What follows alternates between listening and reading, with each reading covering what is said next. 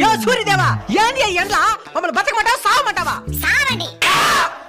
ఏమియా నీకు మా మీద ఇంత పగ? నాకు ఎవరి మీద పగ ఉండదు నాయనా, నా ధర్మం నేను నిర్వర్తిస్తున్నాను. ఏది నీ ధర్మమో? మమ్మల్ని చంపేసేదా? మరి మీరు చెట్లను చంపేసినప్పుడు ఈ ధర్మం ఎక్కడికి పోయింది నాయనా? అట్లా నాకు తెలుసు. ఈ ఎండకి తలకు తోట్లు పడుతున్నాయి. మీరు వాడి ఏసీల వల్ల ఓజన పరికి ఎప్పుడో తూట్లు పడింది నాయనా. ఎండ ఎక్కువగా ఉంది, ఏసీ 2 పాయింట్లు పెంచు అని అంటారు గానీ ఎండ ఎక్కువగా ఉంది 2 చెట్లు పెంచుదామని ఏ రోజైనా అనుకున్నారా? అంటే అది చెరువులు కూడా ఎండిపోతున్నాయి స్వామి. నీళ్ళుండాల్సిన చెరువులో నిలువెత్తి బోడాలుంటే ఎవరేం చేస్తారు నాయనా? అడవులు కూడా ఎండిపోతున్నాయి స్వామి. మరి అక్కడే కదా నాయనా అపార్ట్మెంట్లు కట్టాల్సిందే. స్వామి ఈ ఎండ నుంచి బయటపడేదానికి ఏదైనా మార్గం చెప్పు స్వామి. వృక్షో రక్షిత రక్షిత.